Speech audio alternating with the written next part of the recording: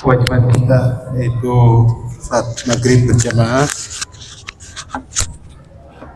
Apabila telah kita laksanakan saja, kita akan menginjak kepada kegiatan kajian kitab Fikih 14 pada malam hari ini. Semoga Allah mudahkan kita dalam menyerap ilmu yang akan disampaikan nanti.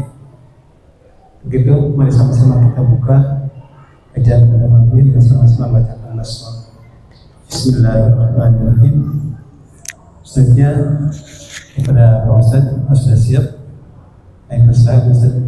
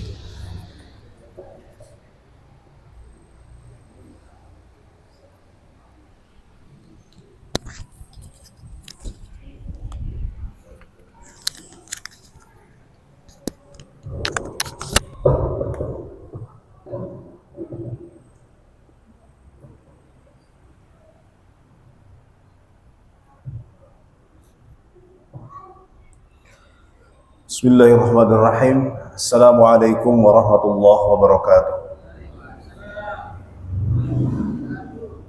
Alhamdulillahilladzi bi ni'matihi tatimmus shalihat wa bi fadlihi tatanazzalul khairat wal barakat wa bi taufiqihi tatahaqqaqul maqasid wal ghayat.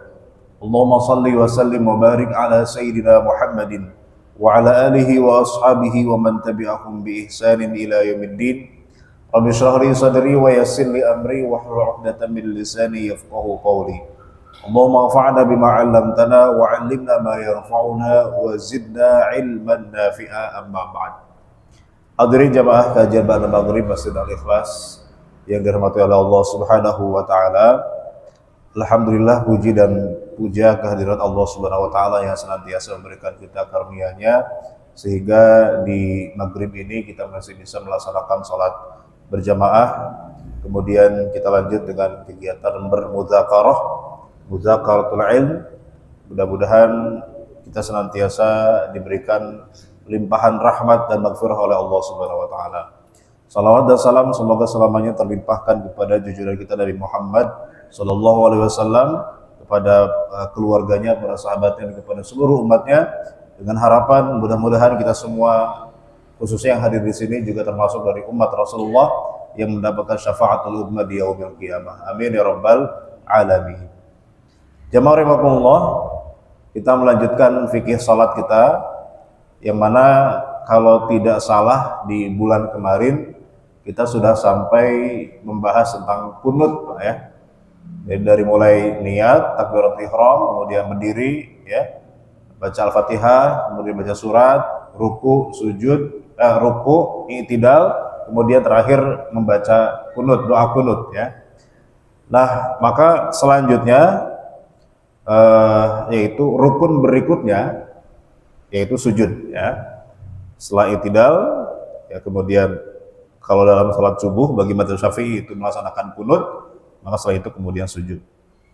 Jamaah rahimakumullah, perintah sujud itu kalau dalam Al-Qur'an itu adanya dalam surat Al-Hajj ayat 77.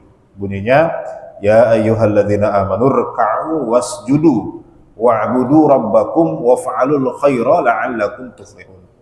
Wahai orang-orang beriman, rukuklah, sujudlah. Ada perintah rukuklah, sujudlah. Lo i'tidalnya mana? Enggak ada, ya. Ruku langsung sujud. Itulah kenapa dalam mazhab Hanafi i'tidal itu bukan rukun dalam sholat. Ya, kenapa? Karena dalam ayatnya nggak ada perintah i'tidal. Jadi dalam mazhab Hanafi i'tidal itu bukan rukun, cuma wajib sholat. Ya, wajib tapi bukan rukun. Bedanya apa? Kalau rukun dia tidak boleh kelewat, walaupun lupa wajib diulangi. Itu kalau rukun. Kalau wajib sholat dalam mazhab Hanafi, ditinggalkan tetap sah sholatnya, cuma berdosa gitu ya. Nah, i'tidal dalam mazhab Hanafi itu bukan rukun, dia wajib sholat. Kenapa? Karena dalam ayat ini tidak ada perintah i'tidal. Warka'u irka'u wasjudu. Ya ayyuhalladzina amanu rka'u wasjudu. Wahai orang-orang beriman, ruku'lah, sujudlah. Nah, tetapi jumhur ulama selain mazhab Hanafi tetap mengatakan i'tidal itu ya rukun sholat.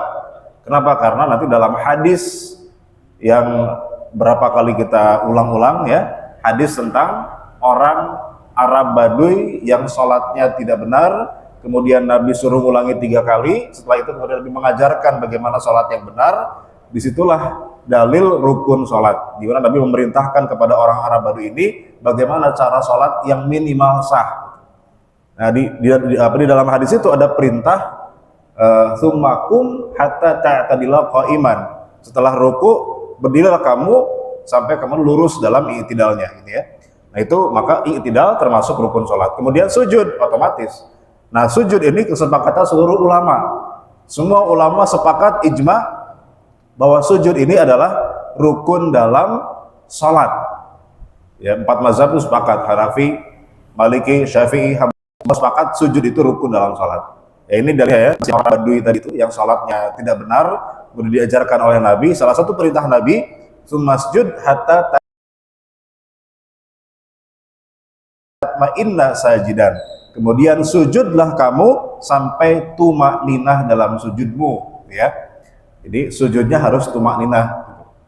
Tumakninah itu apa, Pak? Tumakninah itu berhenti sejenak, minimal seukuran membaca 1 kali tasbih. Subhanallah. Itu tumakninah. Maka sujud ini bisa dihitung satu rukun dengan tumakninah atau dihitung terpisah. Ada yang menghitungnya sujud plus tumakninah itu 1 rukun, ada yang memisahkan sujud 1 rukun, tumakninah dalam sujud itu satu rukun yang lain ya. Maka perhitungannya nanti ada beda-beda, ada yang 13, ada yang 16. Karena cara menghitungnya aja yang beda gitu ya. Ada yang tumakninah digabung dengan rukun yang lain, ada yang dipisah. Tapi intinya sama. Ya, sama-sama dua-duanya rukun. Sujudnya rukun, tumakninahnya juga rukun dalam sholat. Kecuali mazhab Hanafi. Mazhab Hanafi lagi-lagi, Pak, dalam mazhab Hanafi itu tidak disyaratkan adanya tumakninah. Jadi mazhab Hanafi itu pokoknya ruku, sujud, nggak perlu tumakninah. Jadi kalau kita dengar sholat taraweh 20 rakaat 7 menit, nah itu mungkin husnuzon kita, mungkin mazhabnya mazhab Hanafi, mungkin Pak ya. Karena mazhab Hanafi itu memang tidak masyarakat adanya tumakninah dalam sholat. Tapi jumhur ulama, mazhab Syafi'i, Maliki, Hambali sepakat bahwa tumakninah itu adalah rukun dalam sholat, tidak boleh ketinggalan. Jadi minimal diam sejenak, seukuran kita baca 1 kali tasbih, subhanallah. Walaupun nggak baca apa-apa, diam aja. Yang penting jedanya itu seukuran membaca 1 kali tasbih, subhanallah. Dan itu tumakninah namanya. Baik. Nah, maka disebutkan dalam kitab Mausu'ah Fiqhiyah Kuwaitiyah, ensiklopedi fikih Kuwait. Jadi pemerintah Kuwait, Pak, itu membuat proyek pembuatan ensiklopedi fikih yang jilidnya sampai 45 jilid, Pak, ya. Itu kita bawanya agak susah, apalagi bacanya, ya. Ini banyak ya. Itu proyek dari tahun 80-an. Ya, jadi melibatkan banyak ulama, dibiayai oleh pemerintah Kuwait. Bikin namanya ensiklopedi fikih Kuwait. Isinya lengkap banget, Pak. Masalah fikih semua ya, lengkap. Dan 4 mazhab. Nah, di situ disebutkan ajma'al fuqaha ala fardiyatis sujud, bahwa para ulama ahli fikih sepakat konsensus ya, tidak ada yang beda pendapat bahwa sujud itu hukumnya fardu, wajib atau rukun fi sholat, dalam sholat. Wa annahu ruknun min arkanis sholat, dan sujud itu adalah bagian dari rukun sholat. Binasil kitab was sunnah wal ijma'. Kenapa? Karena sudah jelas perintahnya dalam Al-Quran, dalam hadis, dan sudah menjadi ijma' atau kesepakatan seluruh ulama. Jadi sujud itu adalah salah satu bagian penting dalam sholat. Itu ulama sepakat, tidak boleh kelewat. Baik. Kemudian, nah sekarang bagaimana cara sujudnya Rasulullah SAW? Ya, saya kira semua sudah tahu bagaimana sujud insya Allah sah selama ini, Pak. Cuma kita pengen bagaimana sujud yang ideal gitu, Pak ya, yang sempurna sesuai dengan Rasulullah. Ya. Nah, coba kita lihat hadis riwayat Bukhari Muslim. Di sini dari Ibnu Abbas, ya, Rasulullah SAW menyuruhku untuk sujud di atas 7 anggota. Kedua tangan, kedua lutut, ujung jari, kedua kaki, dan kening. Jadi dalam sujud, Nabi diperintahkan untuk menempelkan 7 anggota badannya ke tempat sujud. Apa saja? Pertama, kedua tangan. Ya, maksudnya kedua tangan itu mana? Tangan itu kan panjang ya. Tangan yang mana? Maksudnya adalah telapak tangan. Ya, telapak tangan itu bagian dalamnya. Maka ini wajib nempel, gitu ya. Kemudian apa lagi? Kedua lutut. Ya, kedua lutut. Kemudian ujung jari kedua kaki. Ujung jari kedua kaki, Pak. Nah, itu harus nempel. Artinya dilipat begini, Pak. Ya. Jadi ujung jarinya itu harus nempel. Kalau tidak, kan ada orang sujud kakinya nggak dilipat, ujung jarinya nggak nempel ke tanah, gitu ya. Nah, itu nggak sah. Sujudnya tidak sah. Kalau sujud tidak sah, otomatis sholatnya tidak sah. Karena sujud adalah rukun sholat. Kemudian kening. Nah, kening ini juga bagian penting dalam sujud. Jadi 7, 1, 2, 3, kedua lutut, 4, 5, ya, kemudian 6, 7, kedua ujung jari telapak kaki. Maka 7 anggota sujud itu wajib menempel, berpijak di atas karpet, di atas lantai, gitu Pak ya, di atas tempat sholat kita. Itu secara umum ya. Kemudian ketentuannya bagaimana? Nah, dalam ketentuan sujud, gitu ya, dalam sholat, Pak ya. Pertama, bahwa ketika mau sujud tentu disunahkan kita bertakbir. Dari i'tidal menuju sujud, ya, mulai takbir ketika kita mulai bergerak dan berakhir takbir ketika sudah sempurna posisi sujud. Jadi itu takbir yang disunahkan dalam mazhab Syafi'i, Pak. Takbirnya itu berbarengan seiring dengan pergerakan kita. Ya, jadi tidak saling mendahului gitu, Pak ya. Jadi mulai takbirnya kapan? Ketika mulai membungkuk ke posisi sujud. Selesai takbirnya ketika dahi kita sudah menempel ke tanah. Jadi bisa panjang, bisa pendek, tergantung durasi pindahnya, Pak. Kalau cepat berarti takbirnya juga cepat, ya. Allah, jadi i'tidal ya, i'tidal kan nggak angkat tangan ya. Allahu Akbar. Jadi Allahu Akbarnya mulai ketika ngebungkuk, mulai ketika bergerak, ya. Barnya itu ketika sudah nempel ke tanah, ketika sudah sujud. Ya. Itu disunahkan dalam mazhab Syafi'i. Oke. Nah, tapi takbir ini hukumnya wajib atau sunnah, Pak? Takbir perpindahan dari i'tidal ke sujud hukumnya apa? Rukun atau sunnah? Takbir yang rukun cuma satu, Pak. Kapan? Takbiratul ihram. Nah, itu yang rukun cuma satu. Selain takbiratul ihram, itu hukumnya apa? Sunnah. Ya, jadi termasuk dari i'tidal ke sujud namanya takbir perpindahan, atau dalam bahasa Arab takbir intiqal namanya. Itu semua takbir intiqal hukumnya sunnah kecuali dalam mazhab Hambali. Nah, dalam mazhab Hambali itu wajib. Tapi dalam mazhab jumhur ulama termasuk mazhab Syafi'i tidak wajib. Sunnah, ya. Takbir yang wajib cuma satu, yaitu takbiratul ihram, takbir pertama kali, ya. Baik.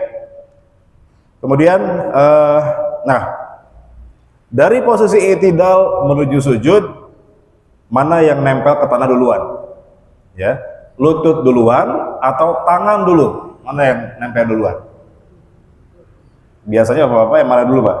Tangan dulu atau lutut dulu? Lutut, ya.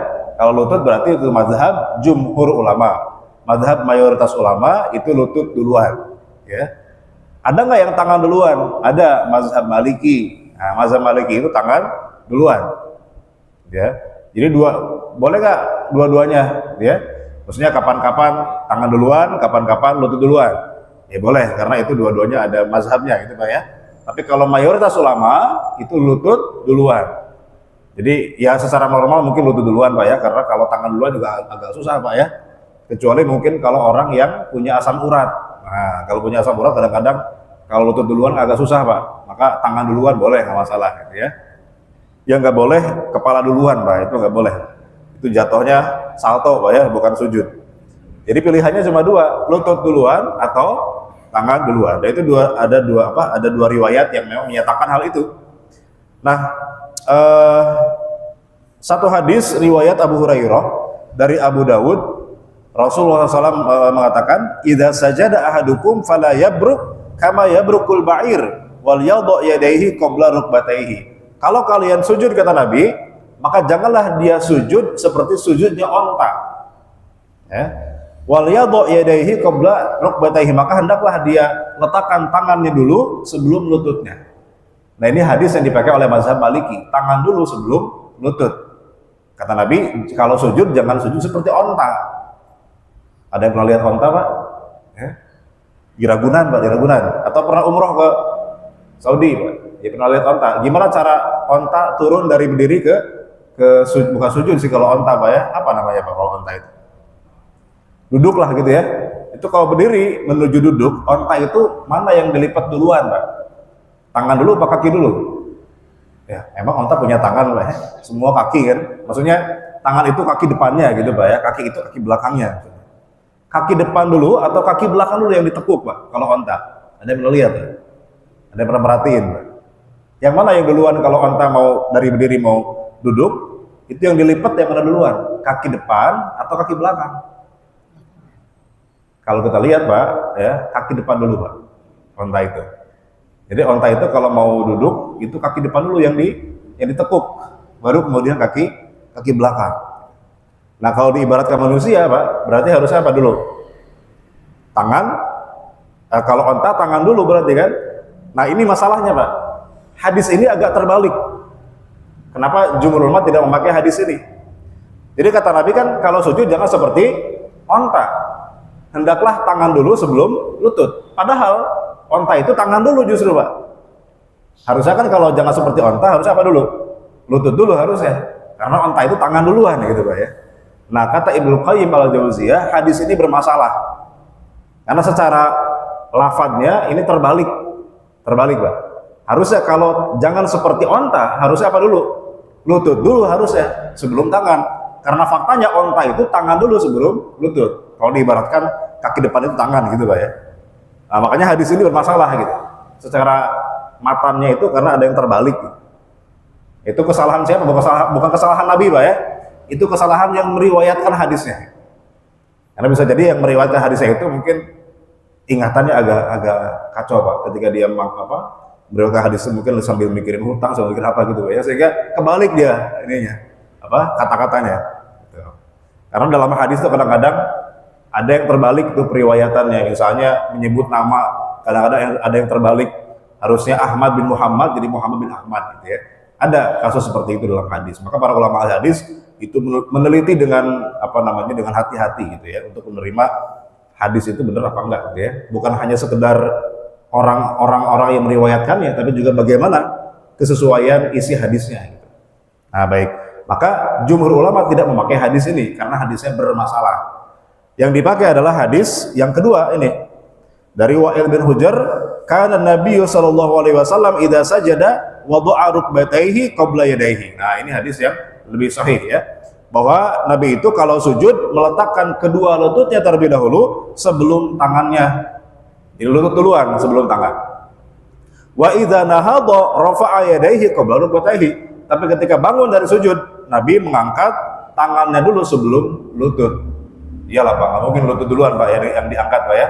Nah, pasti tangan dulu kita angkat baru lutut ketika bangkit dari sujud. Tapi kalau mau sujud maka lutut duluan sebelum tangan. Nah, ini hadis yang dipakai oleh jumhur ulama bahwa sunnahnya, ya, lutut dulu sebelum tangan. Tapi ketika memang kita misalnya ada keadaan seperti ya tadi, ya, asam urat misalnya, Pak, sehingga nggak bisa melipat kakinya gitu, ya, maka tangan dulu nggak masalah. Karena memang ada riwayat yang lain tadi. Baik, kemudian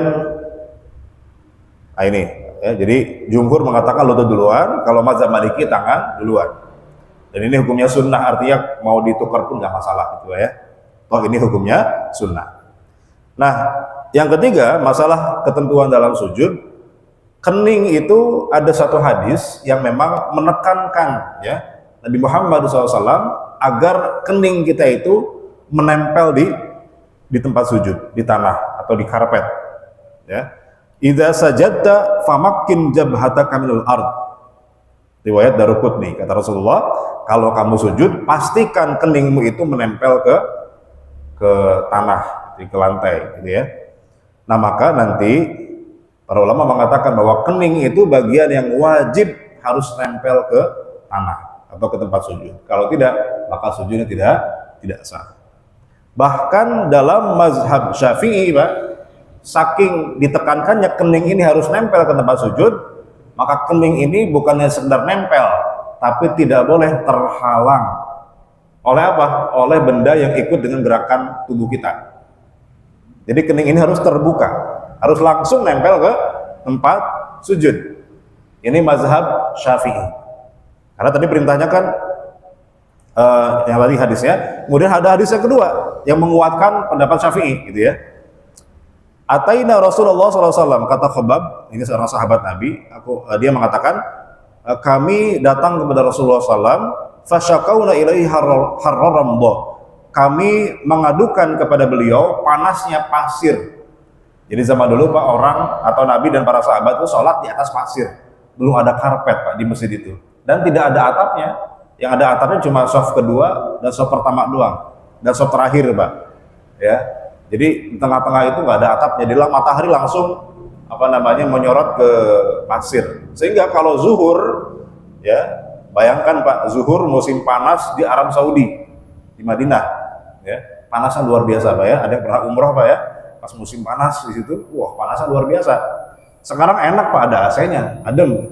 Dulu di zaman Nabi nggak ada AC, boro-boro ada AC, nggak ada karpet. Jadi kalau sujud itu langsung di atas pasir. Bayangkan gimana panasnya itu sujudnya. Ya. Nah, makanya dalam beberapa kondisi Nabi itu menganjurkan para sahabat untuk menunda sholat zuhur sampai agak-agak kemudian matahari itu tidak terlalu panas sampai jam 2 bahkan setengah 3. Kenapa? Karena saking panasnya gitu Pak ya.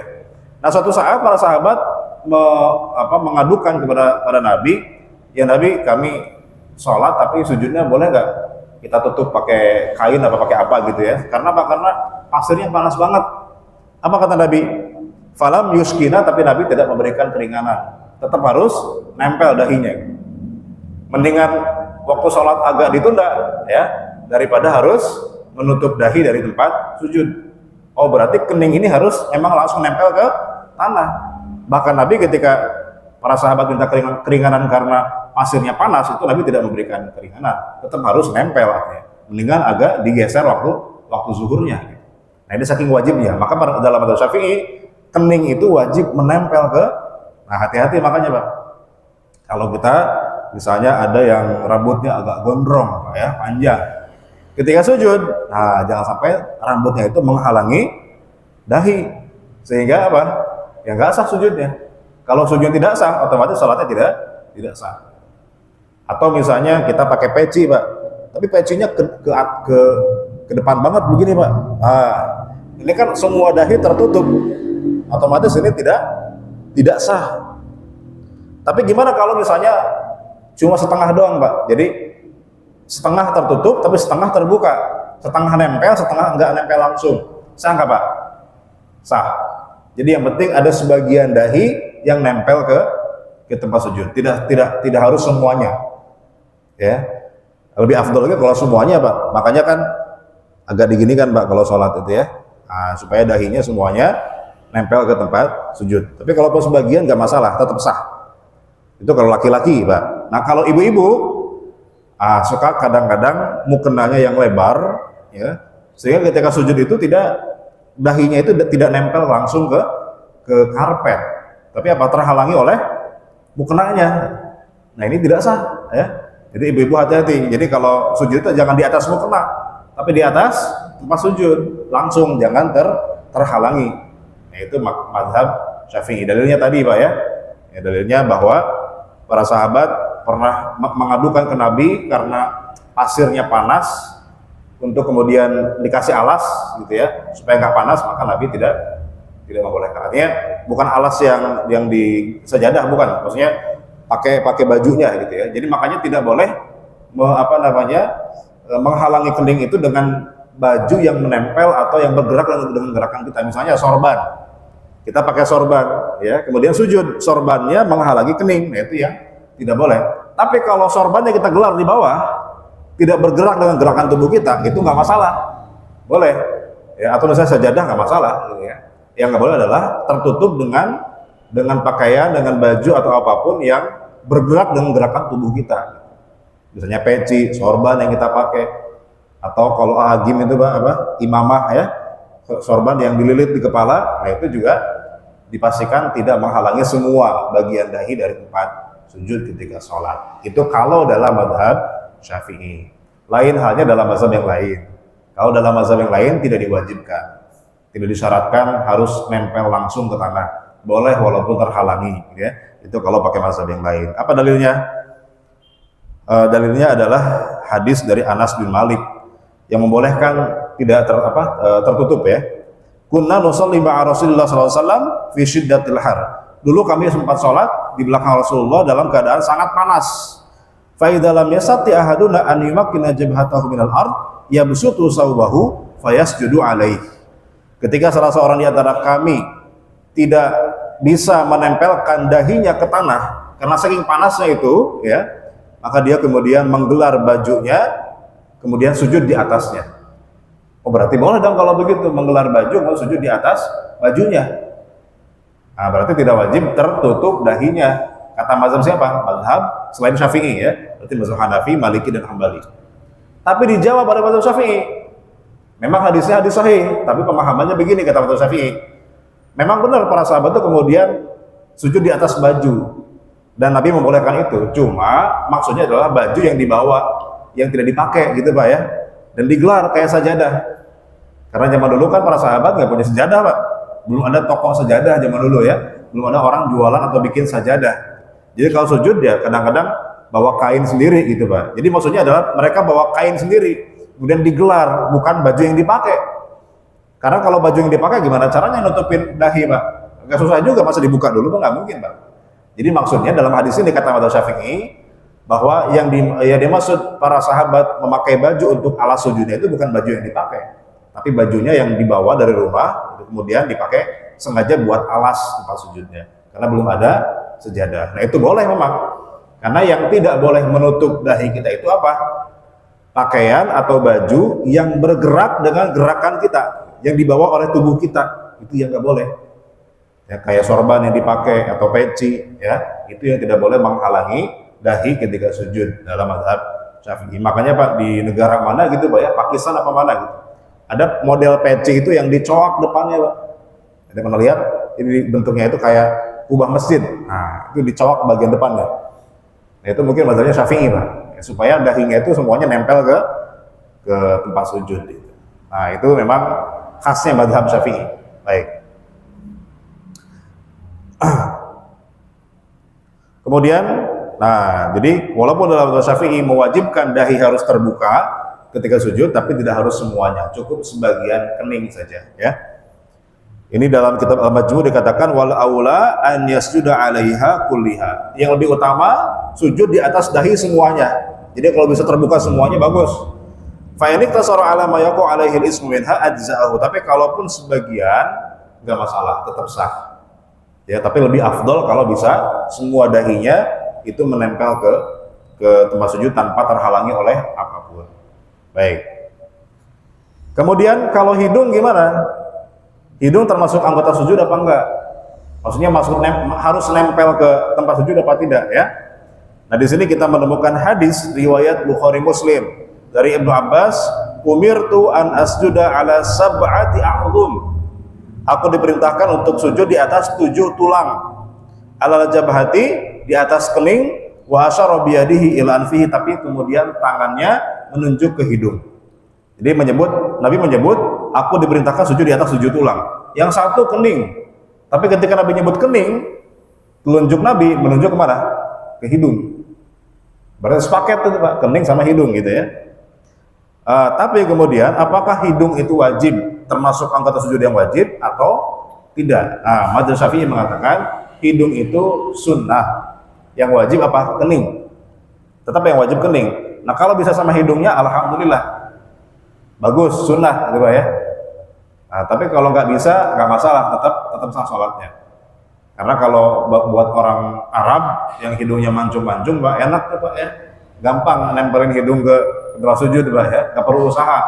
Nah, buat kita yang mancungnya ke dalam, Pak ya, alias PSK, pesek gitu, Pak ya. Nah, itu memang perlu usaha untuk menempelkan hidung ke tempat sujud itu. Makanya untungnya tidak wajib. Jadi sunnah saja. Yang wajib itu kening. Nah, kalau kening tidak ada tawar-menawar, dia harus nempel ke. Nah, kalau Ustaz, mohon maaf nih, kening saya bisulan Ustaz, gimana sujudnya gitu ya. Nah, kalau bisulan kan nggak semua kening Pak ya, mungkin di tengah atau di pinggir kan bisa ya, sujudnya agak miring dikit nggak masalah Pak. Yang penting ada bagian kening yang nempel ke tempat. Kecuali kalau bisulnya sepanjang kening Pak ya, nah itu repot Pak itu ya. Dan nggak masalah kalau itu kan makzur ya, diberi keringanan, namanya juga sakit Pak ya.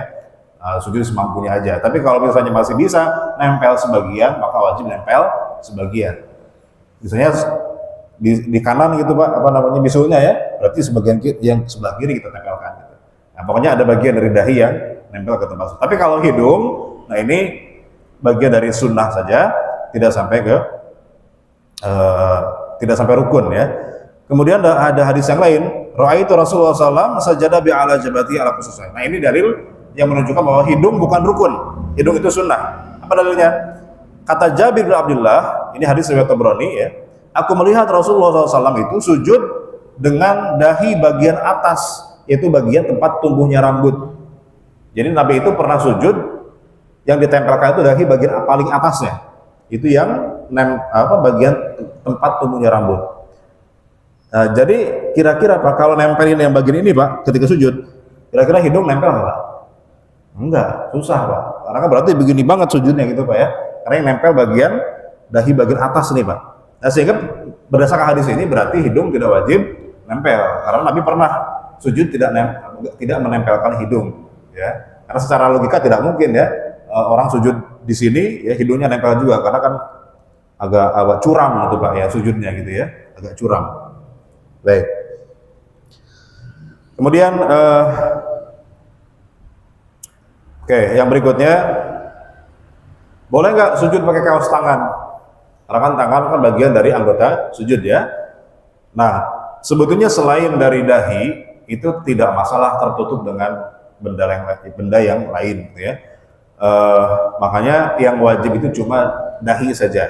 Kalau dahi memang wajib terbuka. Tapi kalau selain dahi, tangan, lutut, kemudian ujung kedua kaki itu tidak masalah walaupun tertutup pakai sarung tangan atau pakai kaos kaki, itu tidak masalah lah ya. Walaupun ada khilafiyah nanti di antara ulama, tapi jumhur mengatakan sah. Termasuk juga kaos kaki ini juga sunnahnya nggak pakai, sunnahnya Pak ya. Kalau laki-laki ya, tapi kalaupun pakai nggak masalah, tetap sah salatnya. Kemudian ketika sujud, apalagi ketentuan yang lain, disunnahkan merenggangkan lengan. Jadi lengan itu jangan nempel ke ketek, gitu. Jadi keteknya dibuka. Ya, kalau laki-laki, khusus buat laki-laki, keteknya agak dibuka. Nah ini sebagaimana hadis riwayat Muslim. Karena Rasulullah SAW idza sajada jafa. Nabi itu ketika sujud jafa, menjauhkan tangannya itu Pak. Hatta yara man khalfahu wa dhaha imtai. Sampai orang di belakang Nabi itu melihat ketiak Rasulullah, putihnya ketiak Rasulullah. Artinya ketiaknya itu Nabi itu dibuka. Jadi itu kalau sholatnya nggak berjamaah Pak ya. Kalau sholat sendiri mungkin bisa kita merenggangkan tangan ya. Tapi kalau berjamaah memang agak susah Pak, karena kan nempel sama sebelah kita ya. Kalau kita masih begini nanti kena kepala orang Pak, ikut kepala orang ya. Makanya tidak harus kalau berjamaah. Tapi kalau kita sholat sendirian ya disunahkan agak direnggangkan. Tapi itu sunnah Pak ya, nggak begitu pun nggak masalah. Nah buat perempuan itu kebalikannya. Kalau perempuan sebisa mungkin ditempel ke ketiak. Karena supaya lebih menutup aurat ya. Baik. Kemudian nah sunnah berikutnya dalam sujud itu menjauhkan perut dari paha. Ini Pak tantangan yang paling susah, terutama buat kita yang perutnya agak menonjol ke depan Pak ya. Nah, agak buncit. Nah, ini susah. Karena Nabi itu kan perutnya six pack Pak kalau Nabi ya. Nah, kalau kita kan one pack Pak ya. Jadi perutnya agak nonjol ke depan, itu memang agak susah. Kalau bisa sunnahnya itu perut itu ketika sujud ya perut kita itu dijauhkan dari paha. Jadi berjarak dengan paha kita. Gitu. Kalau bisa gitu Pak ya. Masalahnya kan ketika sujud gaya gravitas itu ke bawah Pak ya. Jadi perut kita juga ikut ke bawah itu Pak ya. Artinya tetap nempel, mau dijauhin gimana juga tetap nempel. Namanya juga perutnya offset Pak ya. Nah, jadi ya nggak masalah. Tapi kalau bisa direnggangkan. Nah, ini berdasarkan hadis Abu Dawud. Ada Nabi SAW, anahu kana idza sajada law marrat bahimatun la fadha. Nabi itu kalau sujud, Pak, andai kan di bawah tubuh Nabi itu ada hewan lewat, itu bisa masuk. Kambing lewat bisa masuk. Saking Nabi itu tinggi sujudnya tuh Pak. Artinya direnggangkan tuh Pak antara perut dengan pahanya itu renggang. Jadi ada ruang lebar di dalam itu. Jadi kalaupun ada hewan masuk itu bisa tembus gitu, bisa masuk, muat. Ya kucing mungkin ya. Bisa masuk. Jadi jangan terlalu sempit, agak diangkat. Sunnahnya itu diangkat. Jadi si perut itu dengan paha itu agak dijauhkan. Itu kalau laki. Nah sebaliknya perempuan. Kalau perempuan itu kalau bisa ditempel saja, jangan terlalu lebar ya, supaya untuk menutup auratnya. Baik. Kemudian, nah disunahkan merapatkan tubuh bagi wanita. Kalau tadi laki-laki disunahkan direnggangkan, baik perut ke paha, kemudian lengan ke ketiak itu disunahkan untuk direnggangkan. Tapi sebaliknya bagi perempuan itu dirapatkan. Ini dalam kitab Al-Majmu' dikatakan, qala Syafi'i wal ashab yusallu an yujafiya mirfaqaihi an janbayhi wa yarfa'a batnahu an fakhidaihi wa tadummal mar'atu ba'daha ila ba'din. Laki-laki disunahkan untuk merenggangkan tangan dengan ketiak pas sujud, kemudian perut dengan pahanya. Tapi bagi perempuan disunahkan untuk merapatkan, ya. Jadi serapat-rapatnya kalau bagi perempuan. Kemudian disunahkan juga merenggangkan kaki. Jadi ketika sujud ini dalam mazhab Syafi'i Pak ya. Dalam mazhab Syafi'i ketika sujud disunahkan kaki itu dibuka. Jadi nggak ditempel. Kaki kiri dengan kaki kanan itu nggak nempel Pak. Tapi dibuka. Saya contohkan Pak ya, atau udah paham Pak ya? Kebayang Pak ya? Jadi ketika sujud itu kaki kita itu tidak ditempel tapi dibuka, lurus. Mungkin saya agak contohkan Pak ya. Atau Pak ya. Ya. Agak direnggangkan kakinya Pak. Nah, dipisah begitu. Kalau ditempel, nah coba ditempel. Nah, ini nggak salah juga. Ini mazhab Hambali. Jadi mazhab Hambali ditempel. Tapi kalau mazhab Syafi'i agak dibuka. Nah, itu mazhab Syafi'i. Mana yang benar? Dua-duanya benar Pak ya. Dua-duanya benar. Itu juga hukumnya sunnah Pak ya. Tapi kalau kita bicara mazhab Syafi'i, yang lebih afdol yang mana? Dibuka. Jadi nggak ditempel. Apa dalilnya? Nah, dalilnya hadis riwayat Al-Baihaqi dan Abu Dawud. Anna Abu Humaid wasafa salat Rasulullah SAW faqala idza sajada farraja baina rijlaihi. Ada seorang sahabat yang menggambarkan bagaimana salatnya Nabi. Dia mengatakan kalau Nabi sujud itu merenggangkan kedua kakinya. Jadi kedua kakinya nggak ditempel tapi direnggangkan. Ini hadis yang dipakai oleh mazhab Syafi'i. Maka disunahkan ketika sujud kakinya jangan nempel tapi agak ada jarak gitu Pak ya, kaki kanan dengan kaki kirinya. Tapi dalam mazhab Hambali, nah kebalikannya, dalam mazhab Hambali malah disunahkan dirapatkan. Gitu. Ya mungkin ada riwayat yang lain kita nggak tahu ya. Kenapa? Yang pertama direnggang, yang kedua rapat. Sujud pertama, sujud pertama renggang, sujud kedua rapat gitu Pak ya, berarti nggak konsisten gitu Pak ya? Karena saya jadi merasakan kalau udah dari atas tuh kita nggak gerakin kaki kan, diam kakinya. Oh. Jadi bisa posisi itu. Jadi pas misalnya udah kakinya bisa apa? Kalau sudah sujud kedua, ya. Ya sebenarnya nggak masalah juga sih, karena ini kan hukumnya sunnah Pak ya. Nah, tapi kalau bisa, kalau kita mau pakai mazhab Syafi'i tadi, gitu, dalilnya ada. Jadi afdal direnggangkan. Tapi mau dirapat nggak masalah juga atau tidak membatalkan ya, karena ini hukumnya sunnah. Gitu Pak ya. Kemudian yang berikutnya meletakkan ujung jari kaki. Nah ini hukumnya bukan sunnah, ini wajib. Jadi ketika sujud ini wajib ujung jari kaki itu ditempel. Jadi bukan begini sujudnya Pak, tapi harus begini gitu ya.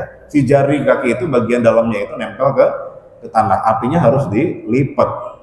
Makanya kalau orang sujud jarinya begini, berarti ini nggak sah Pak. Ya, karena ini hukumnya wajib. Lain halnya dengan yang atas ada yang sunnah, itu nggak masalah, nggak dilakukan nggak masalah. Tapi kalau ujung jari kaki ya itu wajib dilipat, wajib nempel, kecuali kalau memang ada penyakit Pak ya, atau kita nggak mampu, asam urat misalnya ya. Kalau asam urat kan memang nggak bisa dilipat gitu ya, atau ada bisul atau apa aja gitu, itu nggak masalah. Tapi kalau bisa maka wajib ditempel, karena ini rukun dalam sujud. Atraful qadamain kata Rasulullah ya. Baik. Nah ini gambarnya Pak. Nah ini berarti mazhab apa Pak? Mazhab Hambali Pak. Nah ini kalau kita belajar fikih 4 mazhab, kita bisa tahu Pak ini mazhabnya apa. Kalau dilipat, kalau dirapetin begini, oh ini mazhab Hambali Pak. Nah, berarti mungkin dia belajarnya dari mana? Belajarnya dari Saudi. Nah, karena Saudi itu mazhabnya Hambali. Jadi kita bisa tahu. Gitu. Kalau kita tahu Pak, kita bisa lebih apa? Bisa lebih menghargai Pak. Kok ini rapat sih gitu ya? Kalau kita nggak tahu, kalau dianggap sesat gitu Pak ya. Tapi kalau kita tahu, oh ini mazhab Hambali. Gitu. Nah itu Pak canggihnya kalau kita belajar fikih 4 mazhab. Jadi kita kalau jalan-jalan ke Saudi gitu Pak ya, loh kok imamnya dirapat kakinya? Oh ini di Saudi. Kalau Saudi itu mazhabnya Hambali. Gitu.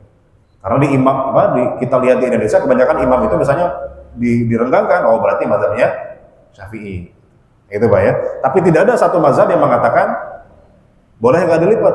Semua sepakat harus dilipat kakinya. Nah, jadi dilipat begitu Pak ya. Si ujung jarinya itu harus dilipat. Ini ulama sepakat begitu rukun, gitu ya. Baik. Kemudian yang berikutnya disunahkan jari menghadap kiblat. Di jari kita jangan mengkok begini Pak ya. Jari menghadap kiblat. Kemudian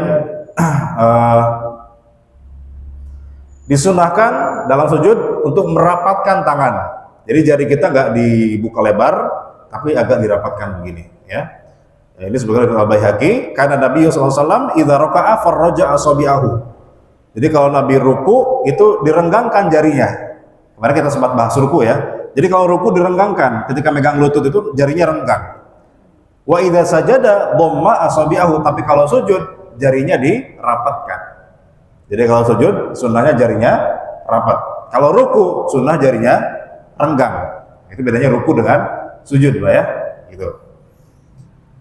Kemudian, tapi ini sunnah Pak ya. Artinya kalaupun renggang tetap sah sholatnya. Tapi kalau mau afdol, ya, mau lebih utama dirapatkan jarinya ketika sujud.